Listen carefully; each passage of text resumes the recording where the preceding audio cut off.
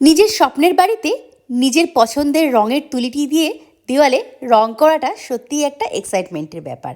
আর সেটা যদি হয় প্রবাসে, অন্য কাউরির হেল্প ছাড়া নিজেরাই নিজের হাতে করা, তাহলে তো ব্যাপারটার মধ্যে সত্যিই একটা ভালোবাসা রয়েছে, কি তাই না?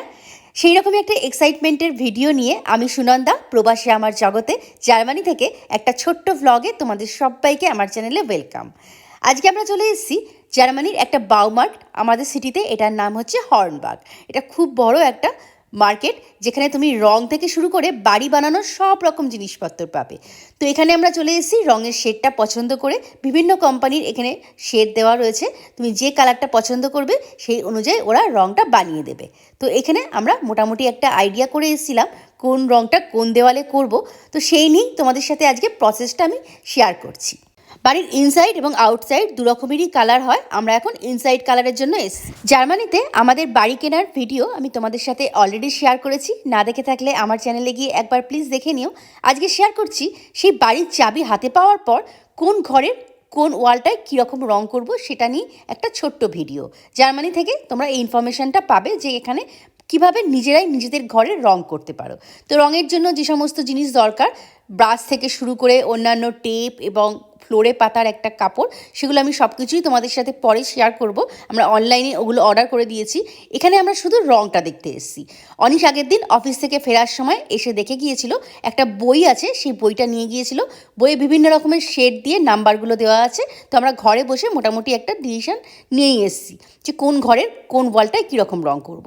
প্রতিটা ঘরে একটা করে ওয়ালই রং হবে এবং ফার্নিচারের সাথে আর থিমের সাথে ম্যাচ করে সেই কালারটা আমরা চয়েস করব।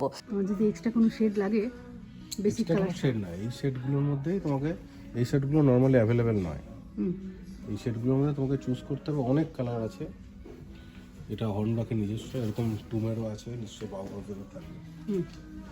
তো এরা কী করে, এরা নিজস্ব কোম্পানি নয়, তাই এই শেডটা ওদের দিলে ওদের কাছে ওখানে একটা মেশিন আছে পেছনে।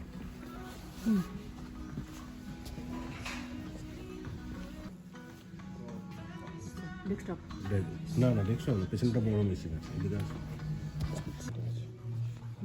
মেশিনটা আছে এদের এখানে। এই মেশিনটার মধ্যে বলে দিলে, ওই কোড নাম্বার দিয়ে দিলে এরা মিক্স করে ওই কালারটা করে দেবে।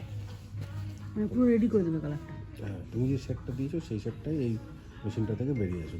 রঙটি পছন্দ করার পর মেশিনের সাহায্যে কিভাবে সেটা রেডি হচ্ছে ছোট্ট করে প্রসেসটা তোমাদের এখানে শেয়ার করলাম। আজকের ভিডিওটা তাহলে এটুকুই। কেমন লাগলো প্লিজ থেকে জানিও। ভালো লাগলে একটা লাইক করে দিও। আর যদি তোমরা নতুন হয়ে থাকো আমার চ্যানেলে, আমাকে উৎসাহ ও ভালোবাসা দিতে প্লিজ চ্যানেলটিকে সাবস্ক্রাইব করে দিয়ে পাশে থেকো। দেখা হচ্ছে পরের ভিডিওতে। Take care and bye by.